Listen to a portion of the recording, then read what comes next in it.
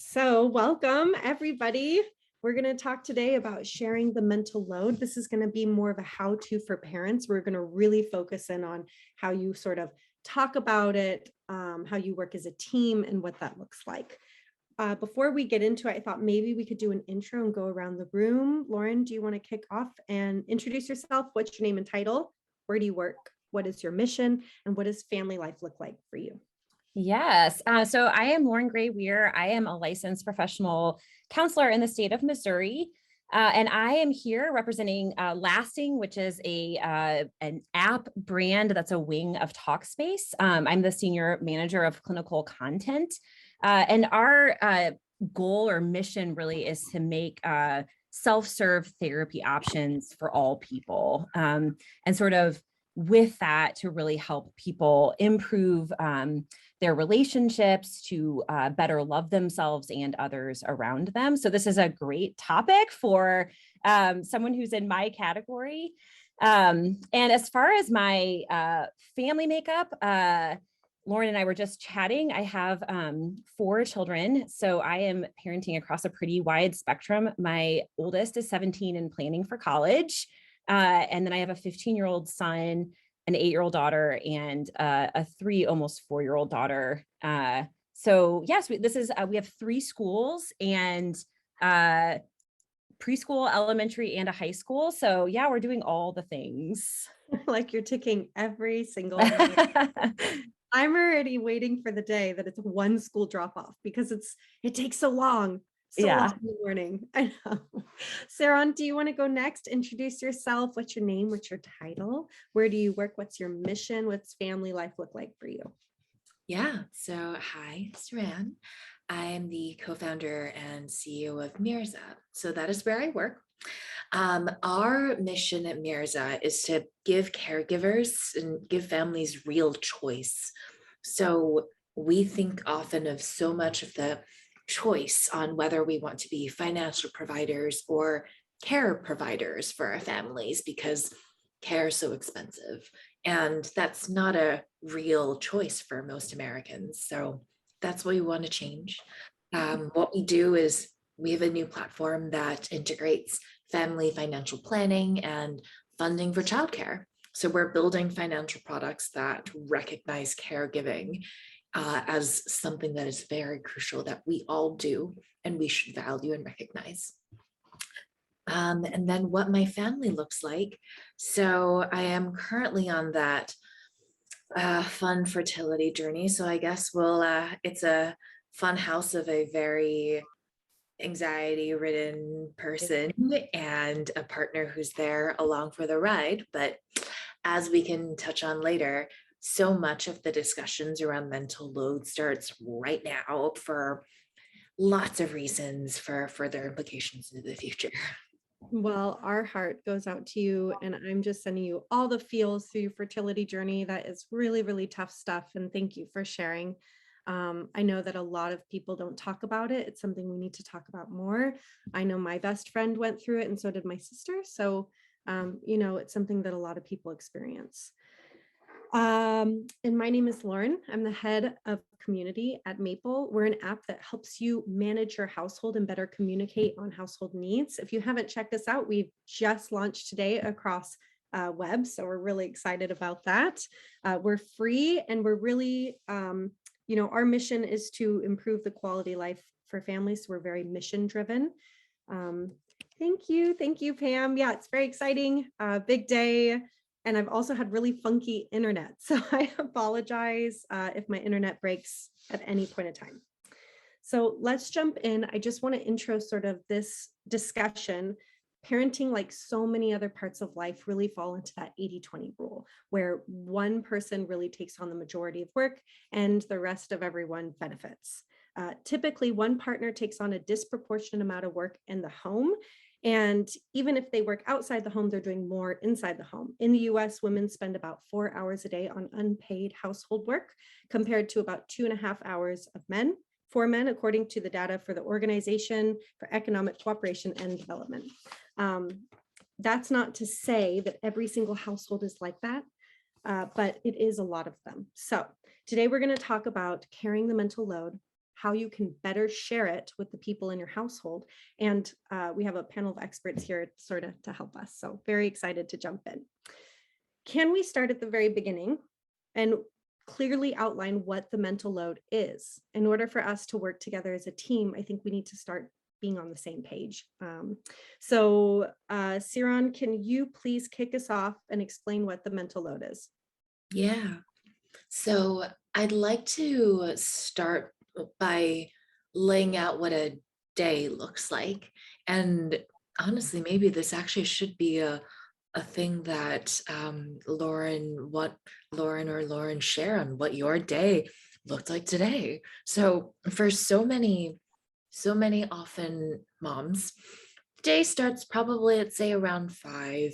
You wake up and make coffee and think about, okay, when my child needs to get ready for school, what I'm gonna do and make for lunch for them to bring along.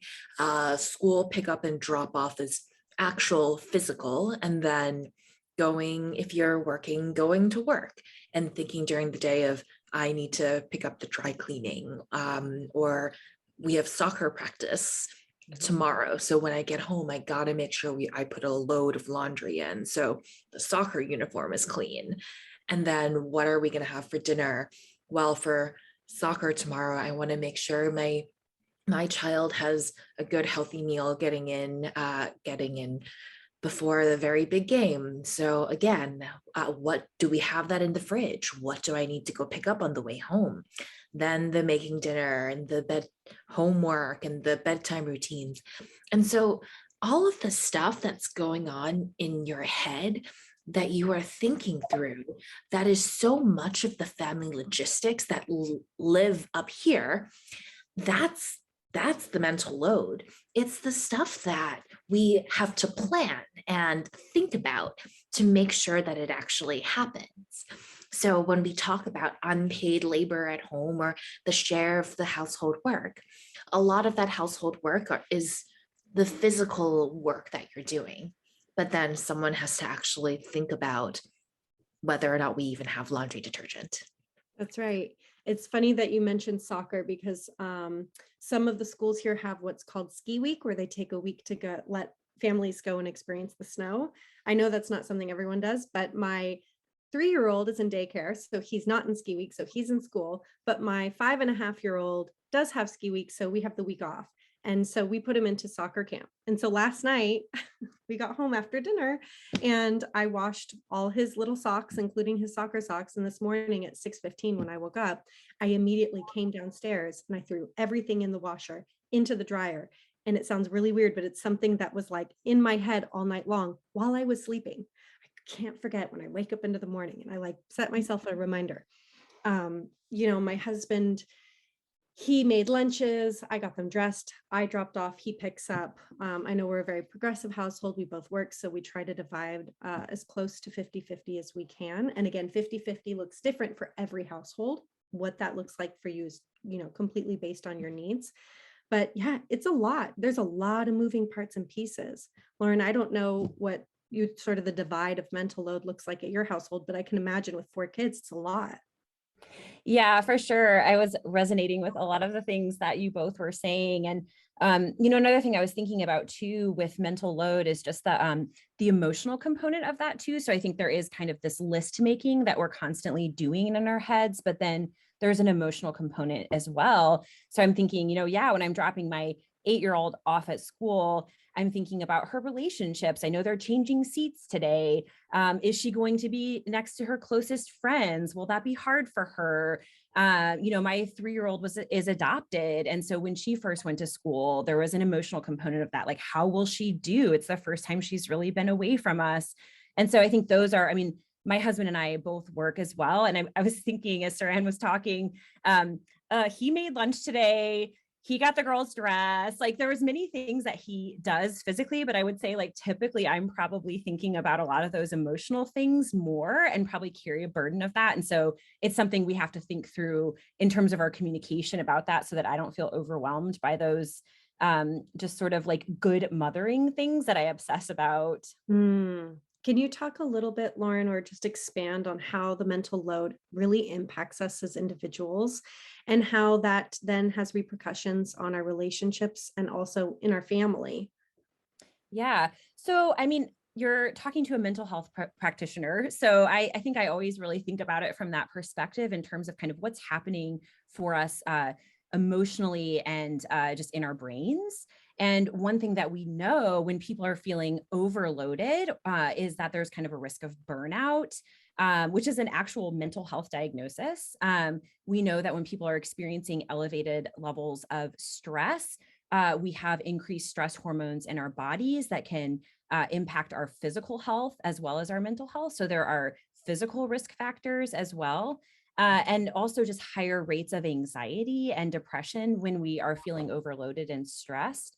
And so anytime we are, impacted by those things as individuals, it has a ripple effect into our other relationships. And so, anytime an individual in a relationship or a couple is impacted, it's going to impact the relationship. If I'm feeling stressed out and anxious, and Siran, you already talked about this with your fertility journey, the ways that maybe you are a more anxious person, and that would ride true for my family too. I think I tend to worry more, and so is my husband picking up on those signals? Is he meeting me in those things? Are we talking about them? And then as far as the family impact as well, I mean, we know that children who are raised in families where there are higher stress levels and anxiety levels are impacted by that. There is a component of sort of learned behavior when there's, high anxiety in a household. And so yeah, we see that repercussion kind of in our children's lives too, the ways that we model for them how we're handling our own, mental and emotional load and stress. Yeah, that definitely resonated with me because when I'm feeling really stressed or my husband's feeling stressed, I've noticed that the kids act out more. And so they can't verbalize it, but they're showing us that like they're also feeling that stress and it's affecting them. So thank you. That's good insight and something for us all to think about. So now that we know sort of what the mental load is and how we carry it and how it affects us in our relationships, can we talk a little bit about sharing that mental load? Because I want to jump straight into like how you do it. So Siren, can you talk about areas of ownership? Because I think this is something that's really important. What does it mean? How do we do it? I want attendees to walk away today with some tangible tips that they can integrate into their life. Yeah.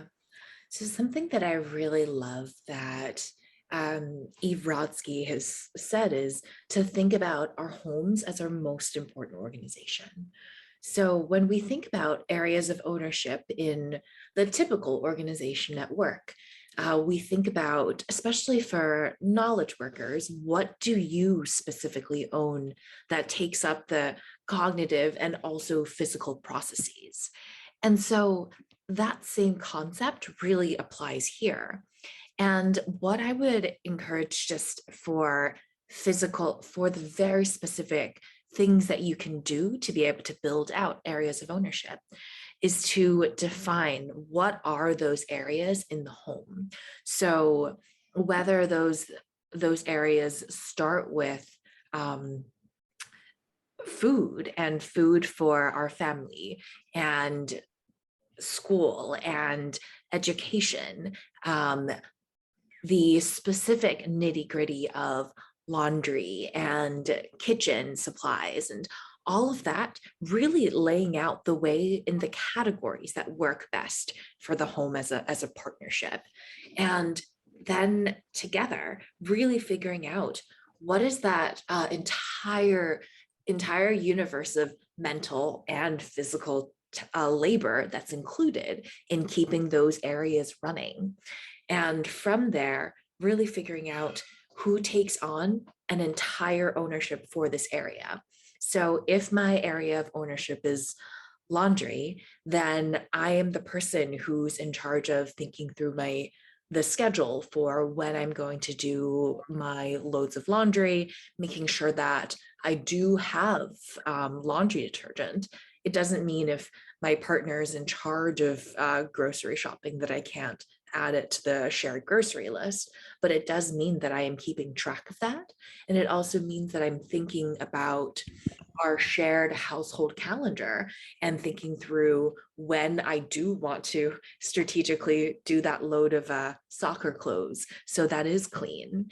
And that way, that entire mental cognitive labor for that one person, for that one task, and all of the related areas are being covered by one single owner. So the other partner really is able to, the other partner or the co-partners can really approach this with full trust and the security to know that that's handled. Yeah, I love that. Because when one person owns it from start to finish, you can really take it out of your headspace and out of your life, and you can fill that space with something else. And I think that's a big part of like unloading the mental load is having a partner you can trust that you can push things off onto. And Eve is a big friend of Maple, and I know of Mirza. She's fantastic. She wrote a book called Fair Play. If you haven't checked it out, you guys should check it out. She really talks a lot about divide and conquer of the household, and how to have sort of a fair and equitable relationship. So I don't know how everybody likes to do it. Now, obviously, not to like toot our own horn, but we did it. My husband and I did it in Maple. You can also get out a pen and paper and just do it on a sheet of paper where you, like Siran was saying, write everything down that it takes to run a household, everything that you need to run your family, and then you sort of assign each person a task or a responsibility, and that's their responsibility and task. That's a big part of sort of getting on the same page. Lauren, can you talk a little bit about blurred or undefined boundaries for work from home parents and sort of what that means? Sure. So I think, even prior to this global pandemic we've experienced, one of the characteristics of mental load is that it's boundaryless. And so we know that we're sort of carrying these things around with us all the time. But in some ways, leaving your home to go to a job enables there to be at least a physical boundary between those things. So if I'm at work physically away from my home, I can't do that load of laundry, right? So I might be thinking about it. I might know it has to happen, but there's a certain boundary there. And I think, what has become more complicated as more and more people have begun working from home, and I can personally attest to this because that is something that happened to me in the last 2 years, is that I used to go into work and now I'm home. And so I've experienced this sort of blurriness in terms of, where are my responsibilities for work and where are my responsibilities for home? And my husband also does work from home and has for some time. And so this impacts both of us, just that we're kind of all around more now than we used to be. And so I think, one of the things that I think also just in terms of impact on family is, the way that impacts our children too. So, am I, my laptop, I have it out. I'm sometimes working in the dining room and my children see that, and then maybe I'm not giving them the attention they need. And so I think part of managing that load and kind of creating boundaries, are setting rules for yourself around, when work time is and when family time is. But it's definitely gotten more complicated, I think, for many of us who are newly working remotely. I'm sure there's many people who have been doing that for some time, and then on the flip side of that, that goes for work too. So, when I am trying to manage household responsibilities while I'm also trying to do work, that might impact the quality of my work. I might feel like I need to hide that from my supervisors, that I'm being distracted by things happening in the house. And so, there's just layers of complication there for sure. Yeah. Someone said to me once, and it really resonated with me, that she was a stay-at-home mom for her two children. And she said, it just feels like my shift never ends, but my partner shift does. And I don't know how we sort of find the boundary there for me. And one of the things I heard her say was they went to counseling, marriage counseling. And one of the things the therapist said to them was, when the person outside of the home goes to work, that's when the shift for the parent inside the home starts. And when the parent that works outside the home comes home, that's when the shift for the parent that stays inside the home to work stops. And so that was just a really nice boundary that they didn't have, that they set. And I know that may not work for everybody, but I thought that that was really sort of insightful and a helpful visual. Mhm. Okay, so one of the things that my husband and I struggle with, and one of the things I wanted to talk about, was communication styles. Because the way that we communicate or approach communication really impacts us in our household. It impacts the way that we work together, it impacts the way that we feel about each other, and it impacts the way the relationship, like the health of the relationship. My partner and I have different communication tools that we use, and I want to make sure to give those communication tools to others. So I thought maybe we could talk about that for a minute.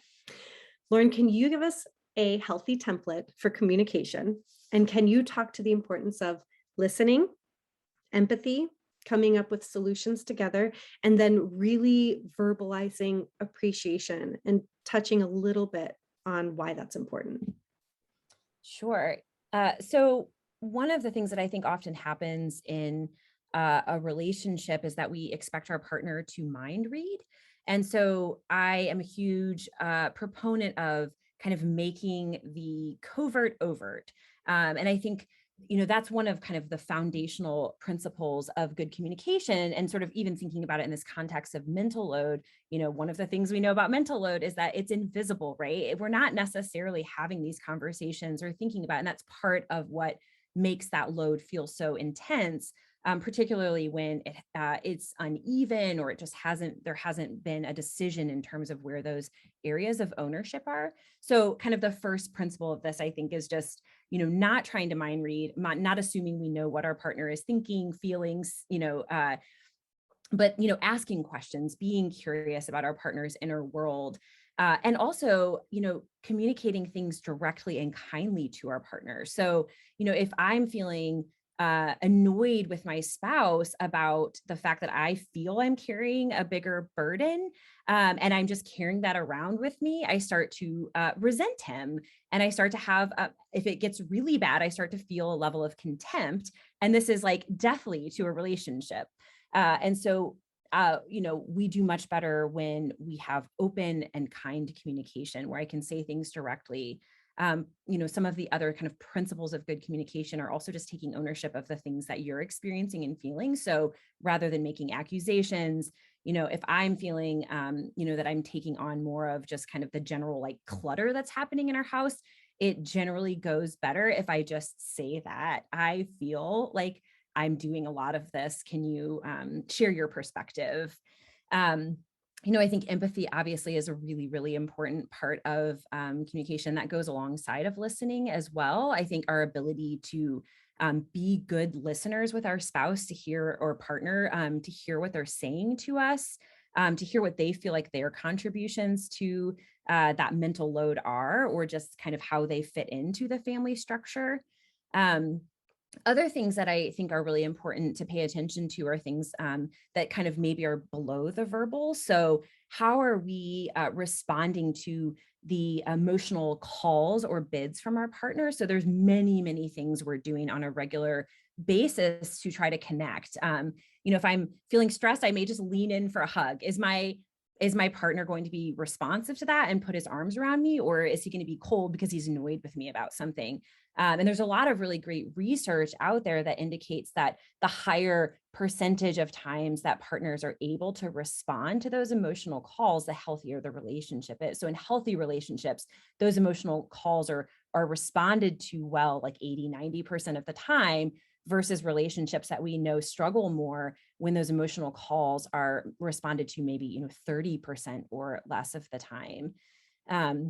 And then, kind of another piece of this that you mentioned, Lauren, that's so important is appreciation. So we know that, we've talked about this 80-20 divide, we've talked about 50-50. The reality is that that's, it's not always clear. It's not always easy to measure. And in some families, you might be really, really good about dividing that at the 50-50 mark. But again, there's really good research that indicates that even when that divide isn't even, if it's something that you've discussed and agreed upon, and it also if it's something that you are feeling appreciated for, there's a much higher level of satisfaction, and it can relieve some of that stress and load that comes along with it.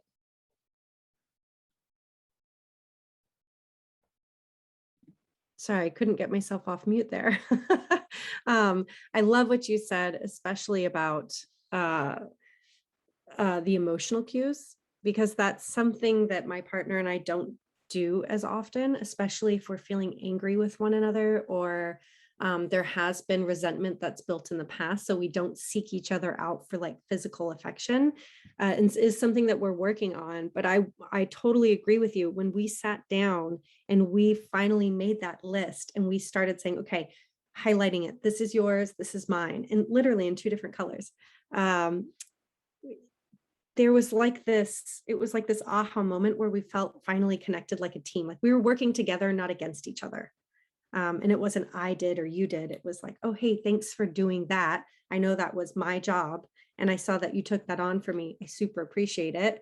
And feeling so grateful to have each other's back, which was awesome and a big shift. So I know it's really hard to get there. Siran, can you talk a little bit about how often we should be checking in with one another? In Project Management 101, you're checking in on a regular basis, but we don't do that in our relationships. And we certainly don't do that in our households. Yeah, we there's this, I love what Lauren had said around recognition as well. And so building in recognition into those check-ins is also just so key. So we think about in an organization, you ideally want I think it's a 6-to-1 ratio of positive reinforcement to redirecting feedback. Organizations struggle with it when it is and we're getting paid to do it. But at home, it's even harder because there's an emotional stake. We expect the other person in a way to know and to be able to anticipate our needs. So building my big take is a monthly check-in together. So if you spend this time initially, for you, Lauren, it was the highlighting and divvying who owns what areas. From that initial time that you've really set this out, track how well you've been doing on this kind of monthly check-in, and make it enjoyable and fun, something that is a nice date night for a partnership, that you can actually spend that time together and talk through over, I don't know, pizza or tacos, something that you both really love, and talk through here's where things have gone well, and then do we need to, and what our next month looks like really overall life stress wise. So do we need to kind of reshuffle a little bit to be able to better have that correct equity for whatever works best for this partnership? Really, my big take is to start this process as early as possible. It's what my partner and I are doing because there's so much research around how the imbalance in the domestic workload, mental and physical, just completely rebalances and changes. I guess it's not really a balance anymore when children arrive. And that's in part, due to some structural factors on lack of paid leave, but it is also some of it's very gendered. So this moment of parenthood and changing your own identity is a really good time to set those intentions as well for how you want the partnership to look moving forward. Yeah. And I think too, to your point around the structure of the household, when, we ran a campaign called It's Not 1950, It's 50-50. And what we found during our research was in the 1950s, 4 out of 10 kids had 2 working parents. Otherwise, it was mom in the house with kids. Now it's over 75% of households have 2 working parents. And so the way that we sort of work outside of the home has completely changed, but the way our households function sort of looks like a time capsule. And certainly in my own household, that was very shocking to me when, to your point, when we had kids, it was like, whoa, we worked so well together before kids. And then all of a sudden, like, we had a baby and my husband was like, well, I don't know what to do. You take it. I'm like, no, you take it. So it was really interesting relearning how to communicate and divide and work together. I know that we are doing pretty good on time, but I wanted to open it up in case anybody has any questions. So if you do, please feel free to drop it into the chat. Until we get some questions in, I want to talk about some money. I know that this might seem like a strange place to talk about money, but it's important for us to get on the same page about finances. Siran, can you talk about how the mental load plays into family financial decision making? Yeah. So I'll start with the way that mental load can actually factor into the much longer long-term ramifications for, well, some of the key drivers of the gender wage gap. So there's a ton of research around how the gender wage gap, 80% of it is attributed to parenthood and that moment that we are taking on this two full-time jobs effectively. And so when we don't have an equitable split of mental and physical labor, then there's one of the partners who's taking on two jobs. So we are working longer hours and spending more time at home than we've done in the 60s since the 60s. So much of this actually does directly affect our earning potential and our ability to work. So when we think about what the mental load then looks like for us at work, it means that we have the kind of nagging bug in the back of our minds for what I need to do when I get home. I need to remember to do X, Y, and Z. And it is an inequitable playing field for that partner at work as well. And so how this plays very directly into a longer term family financial decision is around whether or not partners can afford to stay at the workforce, whether or not it feels worth it.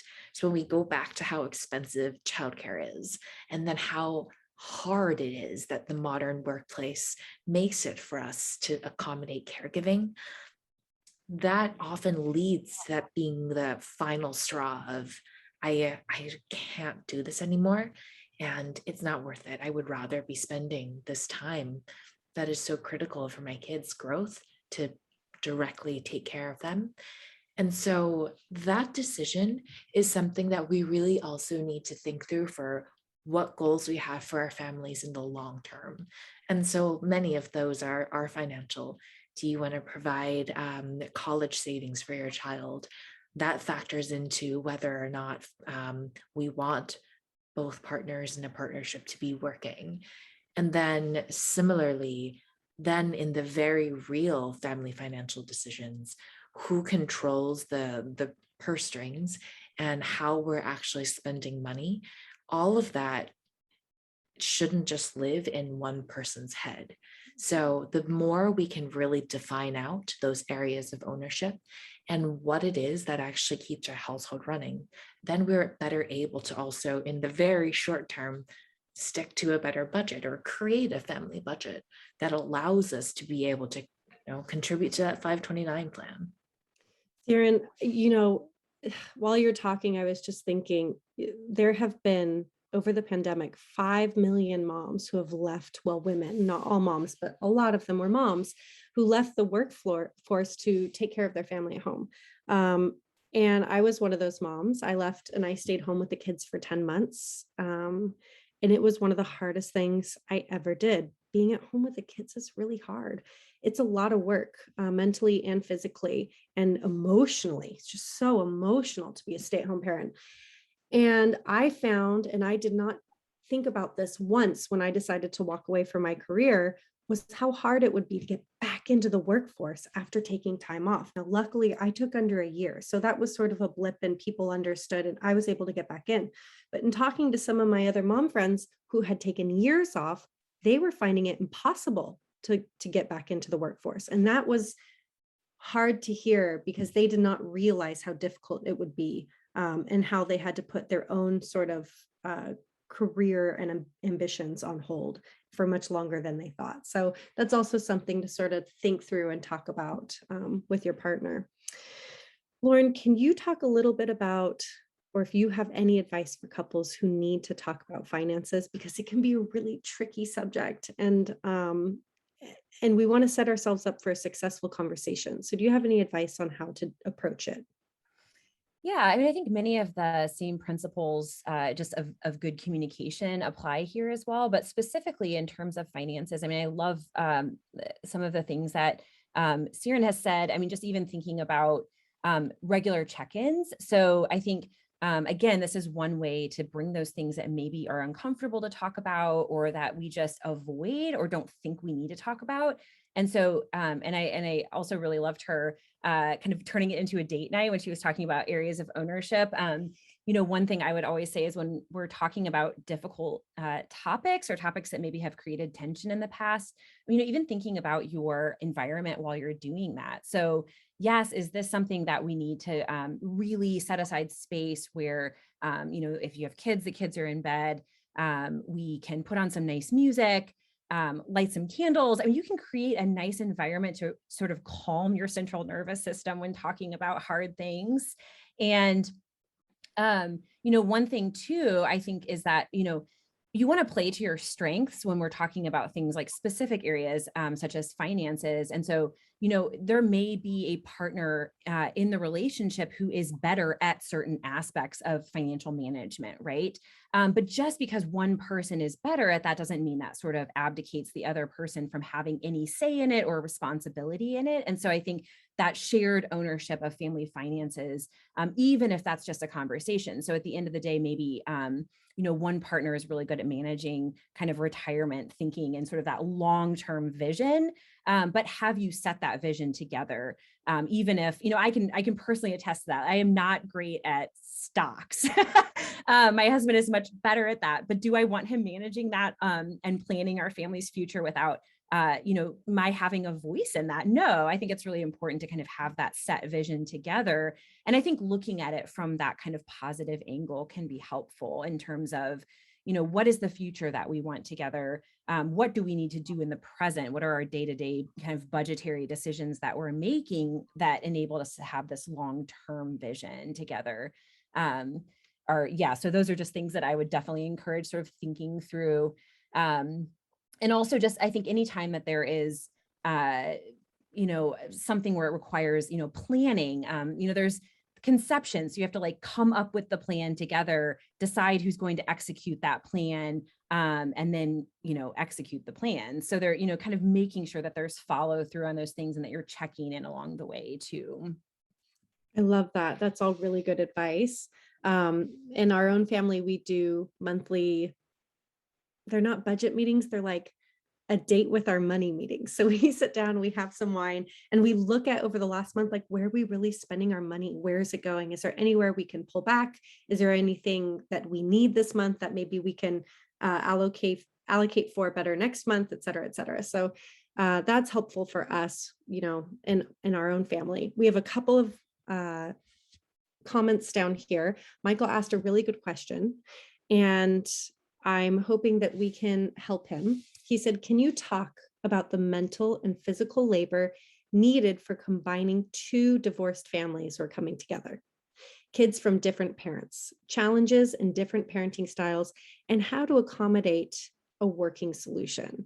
Lauren, Siran, I'm not sure who wants to take this, but I will say before we begin that my own family was what's the old show in the 60s with like the 10 kids that come from the two? Do you know what I'm There's a Leave It to Beaver, there's a Brady Bunch. The Brady Bunch. Yeah. So my family was kind of like that. My mom and stepdad got married when I was 5, and all of a sudden I had 3 brothers. That was shocking. And it was really hard combining the family. And there was a lot of getting to know each other. And I didn't know these kids who then moved into my household. I had never had older brothers before, and all of a sudden I had 2. The dynamics were really strange. We did work it out. I mean, my eldest brother and I are so close. And he's one of the most important people in my life. So I don't know, Lauren, if you want to maybe take that question, but it is hard, but I will tell you that there can be success stories. Yeah, for sure. And I will share that my family is a blended family as well. My two oldest kids are mine biologically. My husband and I have been together for over a decade. So, they were still relatively young when we got married, but, we do know firsthand some of those challenges. And it's a hard question to answer in the sense that, some of that is dependent on the age of the children. I think in terms of, I can say in my situation, my kids were young enough that they were more receptive to kind of a step parent coming in and having like a parental role with them, even though their dad is still very much in their lives. Excuse me. But, I think one of the things to kind of weigh is where are the children developmentally, and how involved and how, kind of appropriately involved can they be in some of the family restructuring. So I encourage really including the kids in the conversation. So, coming from, kids coming from two different households into a new household, there may be a set of rules or kind of expectations that exist in their other household that are different. And so how can you sort of accommodate some of those things? How can you verbalize where those things are different, and acknowledge those differences and challenges? Because part of that is just so helpful for kids to hear that, like, it's okay to acknowledge that things are different in your two sets of parents' homes.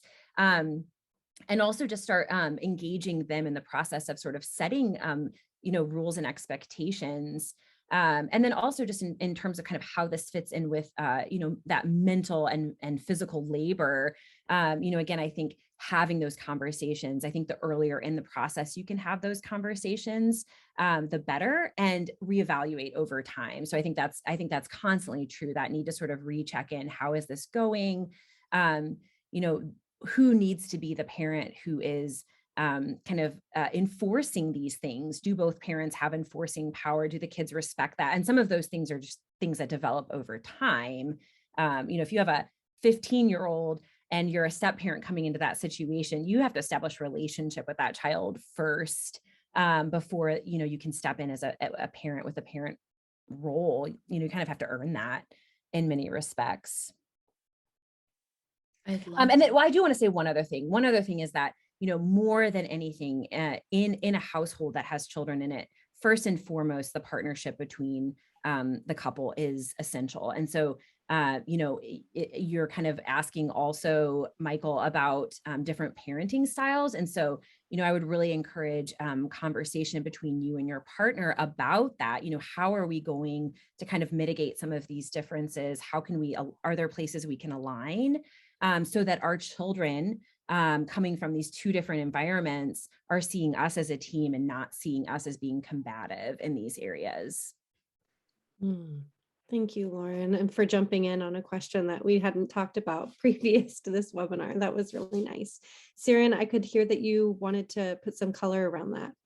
Yeah, thank you. I'd really just love to underline what Lauren ended with, that we ultimately, well, any kind of new, fresh date, our birthdays, New Year's, those are the times that we're able to really have a fresh start and set new intentions and have greater success in seeing them through.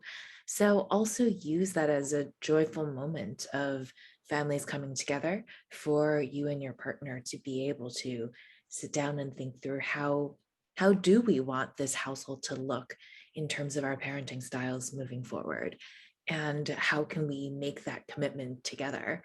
It's also a very joyful experience too.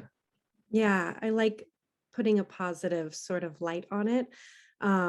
It's tricky. I don't know, this is not always possible, Michael, but in my own family, my dad and stepdad got together to have lunch with us. And so they really made an attempt to be friends. And that was really helpful. And one of the things my stepdad said to me is like, I'm never going to try to replace your dad, but I would really like to be, almost a second dad to you, if that's something that's okay with you. He said, but I'll always be here as your friend. And that was always so meaningful to me. And to see him really make an effort with my dad never made me feel like I had to be put in the middle, if that makes sense, that I had to choose sides, because they were friends. Even when they didn't get along, they pretended to get along. And that was really helpful as a little kid. So yeah, and thank you, Siran. Thank you for mentioning that. That it can be such a positive experience too. We do have someone who left another question. What's a good confrontational way to request that your partner steps up? I love this question. I know in my own household,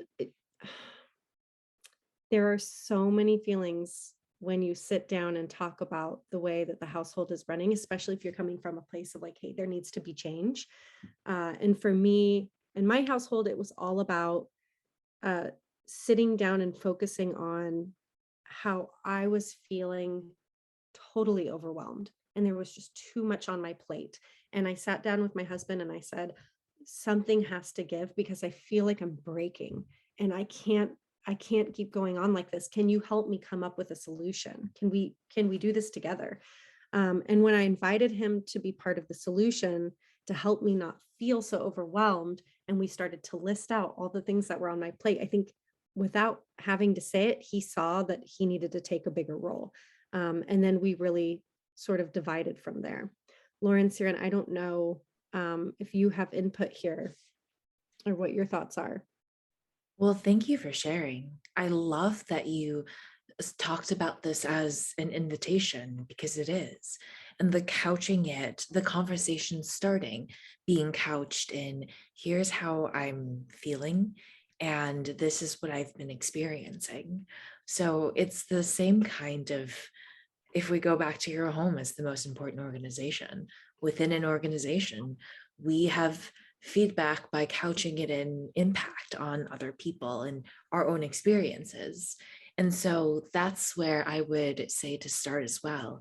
Here's this, and really starting with this is what my experience has been.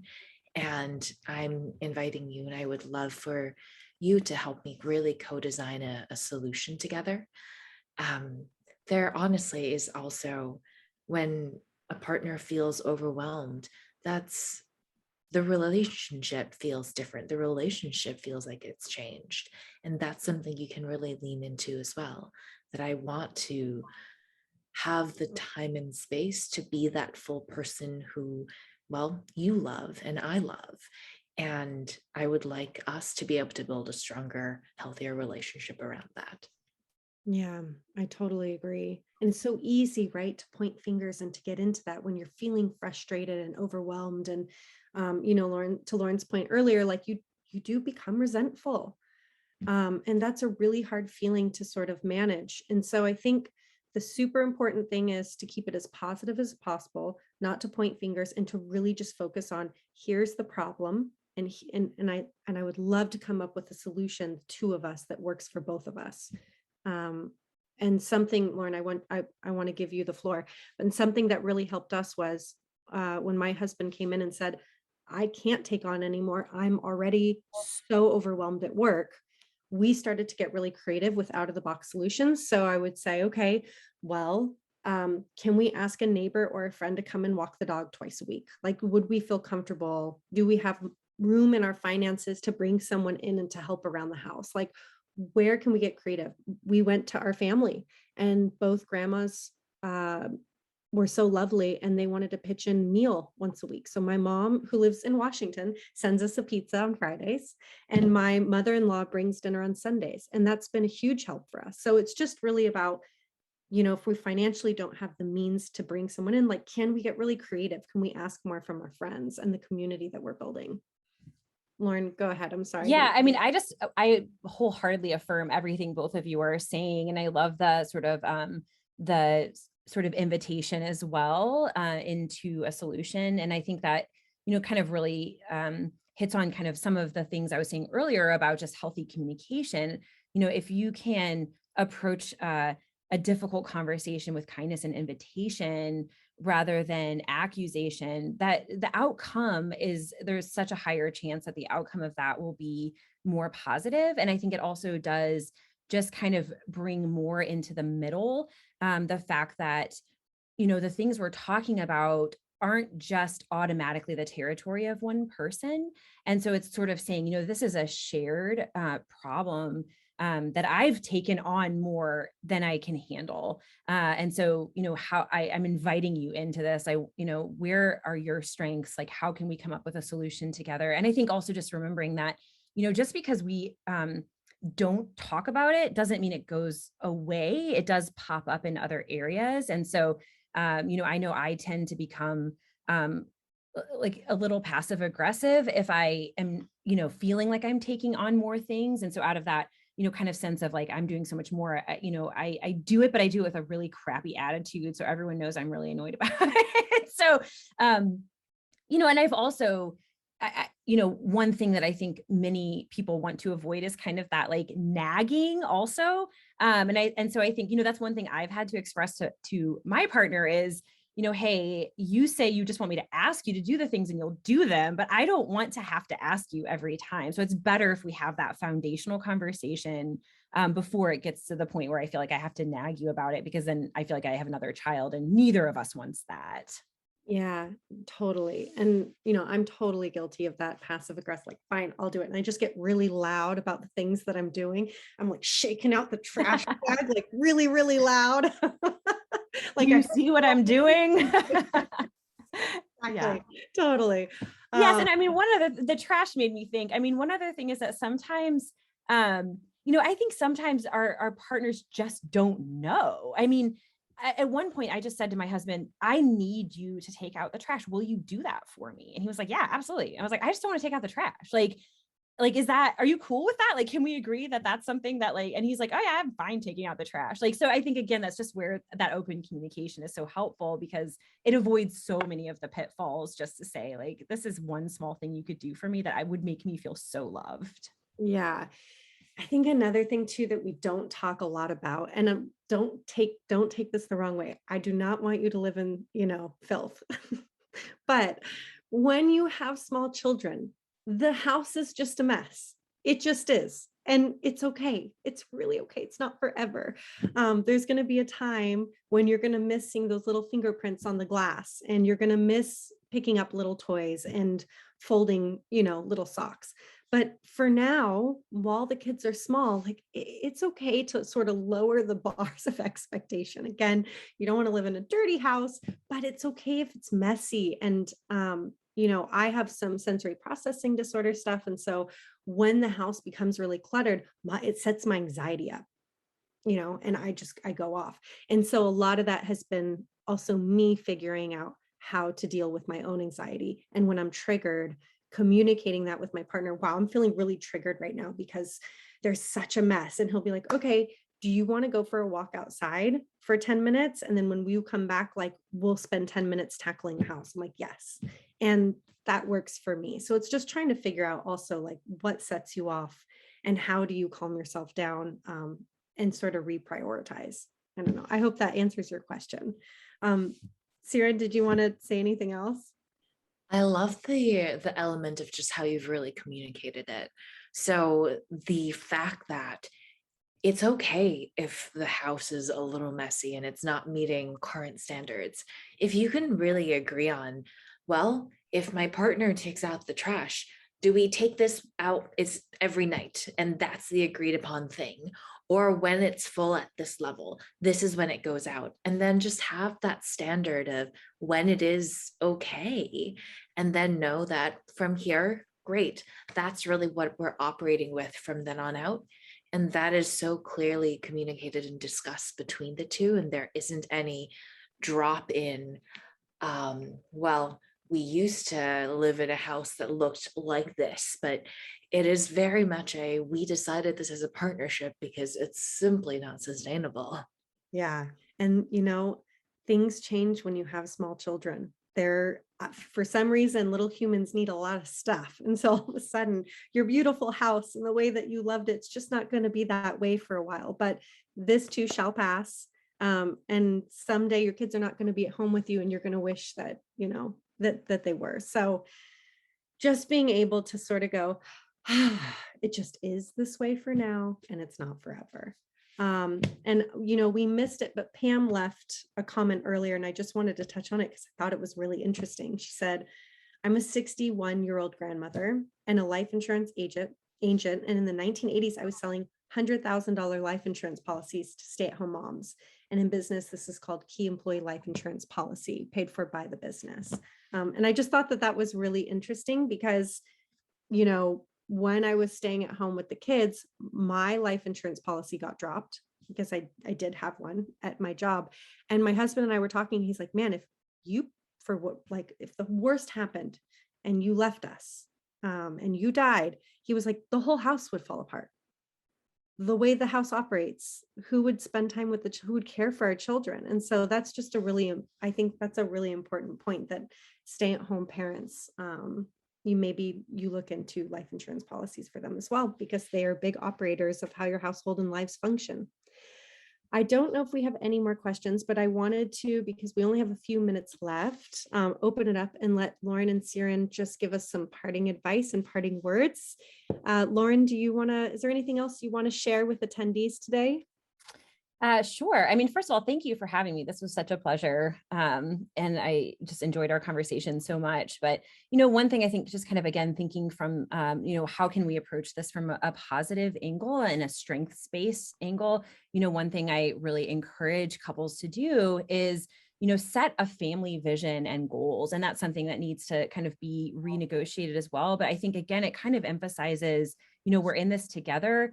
We know what our vision as our family is and what our goals are, and we're working towards those same goals. And so then when those conflicts come up, you can fit them into kind of that bigger foundation that you've set for your family. I love that, getting on the same page about family goals and what is it that we want out of life, and what do we want our life to look like? It can be different. I mean, obviously it's different for everybody. So nice to talk about, though, and get on the same page. Siran, what about you? What words of wisdom do you have for us? So, in that kind of same vein as vision for your family, there's also the vision for your children and what you want your kids' lives to look like.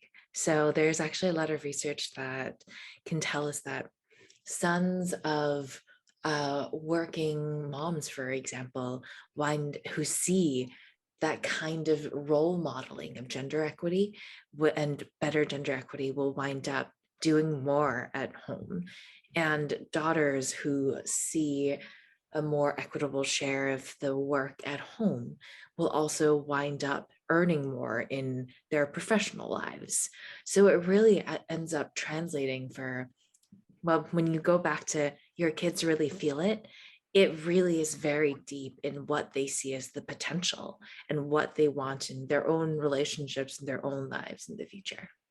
I love that. And I love that you're talking about how working parents impact their children's long-term sort of lens for how they view the world. And I had read that too.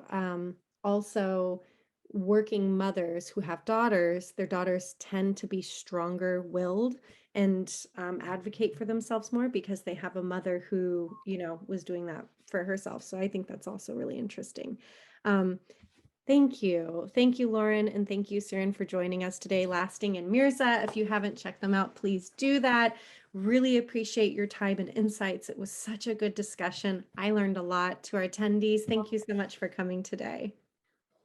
Thanks so much for putting this together. Yeah, thank you. Thank you all. Have a really, really good week, okay? Thanks all.